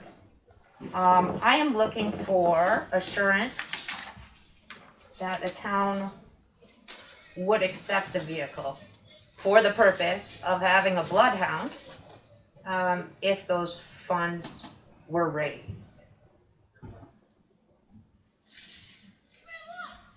Can we respond? Yes, I'm sorry. So I have heard all of your stuff. I've talked with the chief about this quite a bit. I've talked to these guys about this. I have hesitation, and part of it is because you can get the money for the vehicle. There is a dog, I understand that. You're willing to help pay with whatever cost to get it up and running. Does that then obligate the town to having a canine vehicle in perpetuity, so the next time when we need a new $90,000 vehicle, which it will be easily that, and when we need another dog and maybe the same officer doesn't want to do the dog, do we have to, I worry about the obligation to continue it. And I also feel like we have a ton of stuff on our plate right now. So I have angst about doing it right now. I feel uncomfortable saying, yes, I want to do this right now until we get the SRO in place. We've got all these grant applications going on. We have a lot of stuff going on. So I don't disagree that it's a great idea. I don't know that I'm comfortable with it right now. So that's my opinion. I just wanted to be very open. I feel as though the question of perpetuity has been asked and addressed as that I don't see why there would be an obligation for the town to continue in perpetuity. This began as a result of a few things, right? And initially I was asked to serve the board on the police reform committee back in 2020. when the state mandated that, and we sent out a survey to our residents asking about their attitudes toward the police. I was one of the residents that marked that I was scared of the police, right? I think there's a lot of bad news. And I think there's a lot of things on our plate that are not fun as a community. Certainly there's a lot of angst about bears, and it's sad.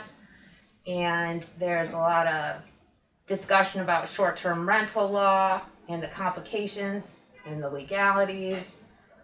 Boat parking isn't fun, the crumbling infrastructure. I think it's really important for our community to have things to be proud of that mark us as special, that are celebrational.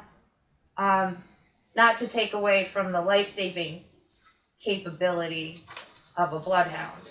There are examples. There's a recent example in the national news of 3 kids in New Jersey that were just saved because of the efforts of a bloodhound.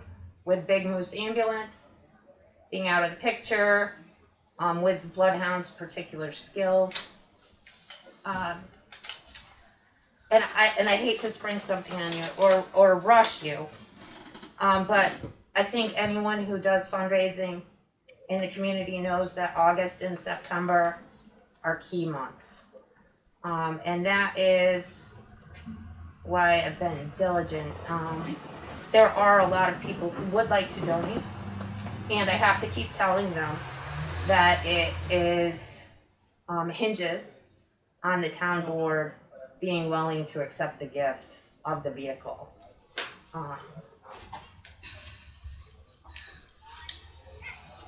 My understanding is I believe, correct me if I'm wrong here, that if we did accept the vehicle and have the officer bring the hound on, that he's willing to accept the not changing at the time. I know there was like some concerns there as far as amount of time on the ship and stuff, and that seemed to get worked out. I don't know, maybe it's not the popular vote, but I mean, I'm always for services for the community in general. That there have been times when people have been missing or lost and hurt, and if it was kids missing or lost or hurt, and we could had a bloodhound around here or something like that could do something like that. I'm personally not against that. If it was going to cost the town a ton of money up front, I understand the concern with the budget with that. That would be a budget concern, but I would think that going forward, so if the officer leaves or we don't have the bloodhound anymore, and we don't have somebody that's willing to take on that program, we would probably just auction off the vehicle at that point and close the program if it wasn't going to be. There's nothing saying that we have to. I don't think there's anything legally saying like once you have a bloodhound, you have to always have a bloodhound on the force. There's nothing written that way. So hopefully it would be something that would be. I guess that's one of my concerns is if we're going to go through all this, making sure that we have somebody that's dedicated to it too. So, but that's kind of where I'm at with it. Well, you would think, and I don't know all the exact details, but getting a so-called free vehicle is wonderful. There's always maintenance with it. Every year it's going to need maintenance. And she can tell you that. They all need tires. They all need brakes. They all need gas. Gas is expensive these days. Maybe this year that vehicle is fine and it doesn't need anything, but next year it will need. As the community, the taxpayers paying for all that. Well, I have broken down for you the high-end costs, right, of annual insurance is $1,000, as much as $1,000. It's somewhere between 8 and 9, most likely. Annual maintenance, oil changes, and tire rotations, essentially about $1,000, at least in the first 2 years where the vehicle's new. And new tires, roughly once a year, $2,300. It makes a total, high-end total of $3,900. I've also offered to change the fundraising goal, and I would be willing to change the fundraising goal to cover 2 years or 3 years, whatever the pleasure of the board was for those additional expenses. If that's what it takes to have a bloodhound, you know, I like the idea that kids engage with our police officers so they don't grow up like I did, scared cops. I like the idea that I'm coming to you before we lost somebody, you know, and that I'm not coming to you after a tragedy. I feel really called to this, and I can't explain why. Which is, and I'm passionate about it, and it turns out there are other people in this community that are. I've kept pretty quiet because this is a town decision, but I am certainly willing to change the fundraising goal to incorporate some maintenance and insurance and tires.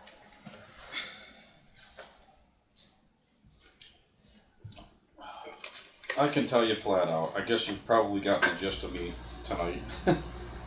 We have a brand new supervisor that hasn't been through a budget yet. We have a budget that's in She's trouble learning a right lot. now. We have a brand new board member that has not even been for a budget yet. I know I've looked at the budget this year. I know fuel already in a lot of the categories, we're not gonna make it. Our town attorney, we're not gonna make it. Police department, we're not gonna make it. There's a whole bunch of stuff. I'm just looking out to try to, when taxes go up and everybody else is complaining about food prices and everything else, we're the ones who are gonna be sitting here in the hot seat. So I'm gonna be pretty negative on a lot of these things that we're spending money on, so. My 2 cents is if we're gonna spend money on this, no. I think this is fairly budget neutral, and by budget neutral, I mean, shouldn't affect your budget too much. It means somebody else is not driving a vehicle, right? So those miles in general are happening on a police vehicle anyway. But he's also required to take that vehicle home every day, and he doesn't live locally. And feed the There's dog that. and put the dog Well, through. I think that's taken care of through the Well, program. if you can advise on a fundraising goal that would make it a win, right, for your budget, if that is the main concern. I won't know that till I do the budget. I That's mean, the I goal. truthfully, I will not know that information till 2023, after I try to do this budget, right? Yeah. Because it is my first year, so I apologize for that. It's never easy, but I just see this year there's been some increases that, That were unexpected. I think Hugely it's the unexpected. timing that perhaps is the struggle here, obviously. Right, you need a new sewer and someone's offering you a car, and you're like, I don't And we need want a car, I body want a cams. sewer. We Yeah. need body cams. We need there are other things. So it's not a bad idea. It's just a tough time. yeah, we're not against the dog, I'm not against the dog and No. all those things. It's The whole idea is wonderful, but somewhere we gotta just say no. We're gonna get, if we get the SRO position, we need a vehicle for that. And we're working on a deal for a used vehicle to get that. Then we're also, if we look at that, then when budget time rolls around, we're gonna look at Ron's department and be like, you just got 2 new vehicles, we've got these expenses and those expenses, and hold the brakes when he needs other vehicles that have to be replaced. It's just a tough time right now to say, yeah, let's add another vehicle to the fleet. And I can see the pros and cons of this. I would just say to answer Kurt's question, do we need to keep going with the canine? No. The average service life of a dog, a police dog that is 7 years. The trick is always to try to get the vehicle and the dog to the finish line at the same time. With our former canine, which was a whole different, no pun intended, different animal, he was a bloodhound that didn't need to be, a bloodhound doesn't need to be recertified. We got rid of that canine because the vehicle was, we weren't going to dedicate another vehicle. So no, to answer your question, no, we don't have to replace it. I understand the budgetary concerns. I just want to throw out, to your point, Mike, big picture, we are going to have to replace the vehicle this next year. And then the year after that and the year after that, this vehicle would save on the other vehicles tremendously. That would be definitely a pro that you should consider. All right, I'm not trying to steer anybody. I'm just telling you that we, with So you wouldn't be another vehicle, asking for another vehicle if you got this? that's the There problem. would This is what I've said in every one of my emails. Please don't, I don't want it to be camouflaged. This is a dedicated canine vehicle. So I can't assign it to another person. All right, no, But I what knew it does that. I do just is it want- takes one officer and it eliminates them putting the miles on that other car.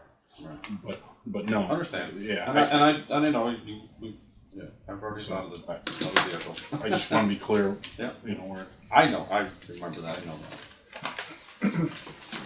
Well, thank you for the opportunity to get it on the record twice. And I'll just keep talking about it as as the time is right. Thank you. Someone else? David Winslow. Yep. I came and spoke with the supervisor last week about the traffic flow situation at peak times and how the town gets gridlocked. And I asked her if there was any discussion on management of the traffic flow and stuff. And she implied no, right? Correct. No. So with our community being jammed up the way it is with the traffic flow on peak times, especially for the Enchanted Forest business, I said someone's got to be involved with trying to have a resolution to it. So I called the DOT, and I spoke with the second in command down for the DOT region, the DOT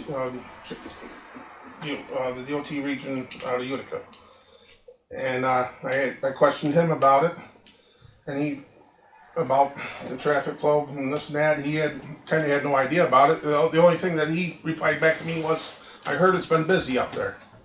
So he doesn't know of issues, hot spots that happen at certain times and stuff. He knows it's been busy up here. So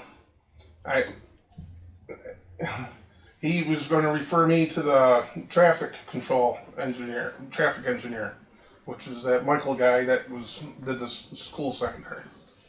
Then I spoke with the other day. I spoke with the Enchanted Forest person in charge of the parking, and expressed the issues and concerns about traffic flow. Because my observation several times traveling down from the northern end is restricted flow into the parking lot. They only have one entrance that cars are going into, and cars are using the turning lane when they get to the Pied Piper instead of sooner. So I had asked before about traffic control and signage and stuff like that. So the second in command with DOT was having the traffic flow engineer contact me this week, and because he was on vacation. And but there's a need for a discussion with the town police, town board, Enchanted Forest, the state, to try to figure out what and how things can be done better to make things safer for this community. Because when it gets gridlocked like that, emergency vehicles can't pass, and it affects every business up and down the avenue. And it's not just trying to make things better. It's not just trying to make things better for Tim Noonan and the Enchanted Forest property. It's trying to make things better for this whole community and the black eye it's getting for the gridlock. There's no for everyone's losing out by not having things managed better, and at least have a discussion about it to try and tweak the traffic somehow. Chief, you have any suggestions on tweaking the traffic? Turn around. Yeah, well, Somebody once told me, as a efficient problem solver, never come with a problem unless you got a good solution. What do you have, Dave? Okay, I mentioned to the state about signage, about using the turning lane. Mm-hmm. Okay, it's a two-way turning lane, this and that. But Can we back up? A two-way turning lane? yeah, What's a two-way turning lane? well, I got arrows going both ways in the turning lane. Right, you turn both ways, and when you say they're waiting to get up the Enchanted Forest before they go into the turning lane, that's good, because you don't want people hanging out in the turning lane. They're actually following the V&T law to the T when they do that. So that's the last portion. So they're doing what they're supposed to be. So basically, you don't have a traffic flow problem, you have a density problem. And density of the traffic is by every 15 minutes how many cars go by. They don't advise another lane until you're over the 45-minute mark. Nobody's going to be waiting in line for more than 45 minutes from, Smith Marine all the way up through. On Saturday, I myself was stuck in that same traffic. A little different scenario. Somebody with a dump trailer dropped almost half a load of dirt right in front of the Pied Piper. So DOT was there to pick that up. At that exact same time, when my patrol was getting dispatched to that, they were also dispatched to a 53-year-old unconscious in Eau Claire Lakes. So as far as emergency vehicles getting through, they did, I witnessed it. There's still an emergency lane open, okay? We're talking maybe 5-6 days out of the year that this happens. I agree, it's gridlock, it's not pleasant. But if you go to Darien Lake, if you go to Knoebels Grove, if you go to all these other amusement parks, you're going to deal with the same issues. The problem for me is I can't regulate a private business. That is state DOT, so you're on the right track. But I can tell you right now, and I have the density study, it's great, like Darien Lake, you're on a state road out rural before you get in there. Unfortunately for us, our density happens right on Main Street, right in the problem areas. So, if you can convince DOT to put in another lane for those 4 or 5 days of the year, that will solve that. The other rule of thumb of directing traffic is don't direct traffic unless you have to, because all that does is slow down. The emergency vehicles is going to slow down the vehicles coming in. So, I've heard the keyboard warriors like to say, well, we'll have a traffic cop because that's what we had in 1970. That doesn't help. That in fact it hinders it. And I can show you 6 studies that show that that's going to slow things down. You have the infrastructure you've got there on the private side of the house. On the state side of the house, the infrastructure, if DOT is willing to put in another lane or something like that, that's something you can go after. But I mean, as far as the town, again, my question is, what can the town do? Not the state, but what could the town do? What would be your solution? That's, I guess, really what I'm looking for. Have a discussion with everyone involved. But we can't come up with, the town can't do infrastructure, you know that. Well, we know that. We got a turning lane. Yep. From here to there. Yep. Right? What the problem is many times Mm-hmm. is they only have one entrance in the Enchanted Forest. Traffic is constrained down to one entrance to the Enchanted Forest. I agree with you. Yep. Something needs to be altered. However, whatever. For my one thought was when I had a discussion with you last year, because I called on a frustrating day of one entrance being used, traffic backed up all the way down to south of the bridge. Mm-hmm. And you said you didn't have the time or the resources to do anything and kind of cater to You're right, we don't have the time or the resources to cater to a private entity. We can't Dave, do what that. happened when you went over there? What did he say to you about it? What did they say to you about traffic flow? What did they say to you about the one entrance being open, not two? Did they answer you at all? The one entrance, that was part of the conversation. I had multiple conversations and stuff. So, as far one example of trying to create a better traffic flow is to have using the turning lane, have the turning lane fill up, then be able to dump it off by stopping the traffic at the other You end. can't fill the turning lane. That's what I said at the beginning. The turning lane is just for that. It's not for travel. Okay, it's for turning only, that's the whole reason. So if you have signage to use the turning lane. But That would be somebody illegal. coming this way has to turn this way. That's like That's a saying, turning putting up lane a for sign, both people. don't stop for the stop Not just sign. one That lane, makes no not sense. one direction. The turning lane is just for turning, that's the only thing. So they don't use It's that north until and it's south. time to turn. And that's the proper use of it. You use it in front of the police department to turn long before they get to North Street, because North Street has its turning lane too, and the Correct. Yep. Water Safari's after that. You're right. But they're using it right out here to get into Water Safari. That's a little excessive. No, it's, I mean, no, they're. So they're Dave, did they give you fine. an answer at Enchanted Forest or no? About why they have one Well, it's not always just one, it's the way the traffic stops, using, well, that's our entrance, so it's like mice, they follow each other in. The Enchanted Forest can't, like, and Chief's comments to me previous was, they can't have private people on the road directing traffic. No, they can't. So to try to work out a balance of who can do what, if they could have, I know like with the fire department, with fire police, they have people trained that are authorized by the state to control traffic. But that's so oftentimes that's the fire department traffic control that you're familiar with. Obviously, you're in the fire department.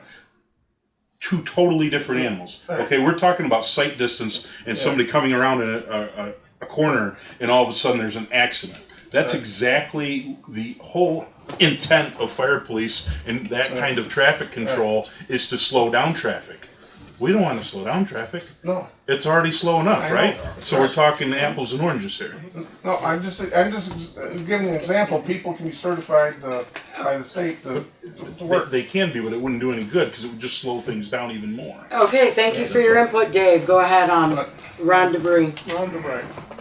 My experience working at woodcraft camps this summer and last summer, especially this summer, people show up 45 minutes late for their 11 o'clock appointment up there because it takes them an hour to get from their train station past. We're a tourist town, they need to plan. Huh? We're a tourist town, they need to plan. That's my answer to that. If I have to go to the grocery store on a Saturday, I know how long it's going to take me. How about a way to bypass downtown Old Fort? I know how long with it's going to another take me. You can't bypass it. You gotta plan it. Well, You're going to yeah, have to well, plan the work on a extra plan. time. Work on a plan that starts at. The people who are maybe- coming into maybe a Russell resort Road goes community up full to of Barber thousands Road. of people coming here need to make the appropriate plans that if they have to be there by 11, that it might take them a little bit longer. They're on a state highway, they shouldn't have to Well, go state 2 miles an highway, hour. you're going through a town, a residential town. It's not a 55-mile-an-hour road. Pickup trucks with dualies on them are 8 feet wide now. They're not 4.5, 5 feet wide anymore. What does that have to do with a guy not leaving in time to get to Woodcraft Camp at 11? What does that have to do? Nothing. No. Next. No. Anyone else? Yes, sir. Steve Hoffel, the software you talked about for the short-term rentals, what Yes. will that do? What will that do? Yeah, what's the It gives the purpose? municipality an idea of exactly how many rentals there are within the area. It kind of does a scan of Airbnb. Hang on, let me get my list. Airbnb, Craigslist, Facebook, 80K Rentals, and others that they combine it and they do a software look and tell us exactly how many there are. Okay, and what does that really have a reflection on the law itself? It'll tell us how many we have. People want to know where the money's going to go. I'm not comfortable telling anyone we're going to spend the money on this when I have no idea how much the money is. Okay. So until that happens, we put it on a tabled it for a month so we can get this in place so we look a little more professional when it comes time to how much money are you bringing in? Okay. It's a hard question to answer when you don't know. And the software can also be used for host compliance. Correct. We get everybody on board. Okay. That has a short. Well, as you all know, I've been involved with this from the very beginning. Yes. And I find it very frustrating, I think would be the best word, to have these people that own the properties that are renting them, some of them for thousands of dollars a day, quibbling over a $800 2-year permit. Okay? When I've sat and listened to Mike multiple times tonight saying we don't have money, what are any of these properties putting in to run our town that made it possible for them to charge thousands of dollars a day? Okay? They need to get over themselves and just get up and face the fact they're running a business and they need to put their share in. Correct. Okay? I collect tens of thousands of dollars a year in sales tax that come to help run this town. I pay property taxes as a business that help run this town. And they're crying over $800 permit. And this thing just keeps getting pushed off I haven't and heard pushed too off. much complaint. Huh? I haven't heard complaint, and we're not putting this off because of the costs. We're putting it off because of exactly what Bonnie said. Okay. She wants to know her numbers before. I want our ducks in a row, and then we'll vote on it next month. You mentioned the larger companies. Does that program also pick up the local rental agencies Yes. that rents properties? Yes, there's some that, like if I was renting my home and I didn't really put it on Airbnb or anything, those are the ones we're gonna have to, the neighbors will turn in, or Andy will have to go find them. So if you're going through Eagle Bay Park and you're going to see a house, and all of a sudden you look over and you go, oh, that one's not on our radar, there's a rental right there. So hopefully we'll find those that aren't on that. There'll be a percentage that we. You were hitting the big ones. Yep. There's the local rental agencies that have several properties. Correct, So, yes, it will hit the local 80K homes and those. Anyone else? Just a follow up here with a comment about the traffic issue. You take a parade in town off season, you got 3 or 4 police helping take care of a parade. The motorcycle event that takes place every year, a couple hundred bikes. The one guy made the comment, he goes, we never had to stop pulling North Street, we just rolled right through. There's different times that traffic control is made available.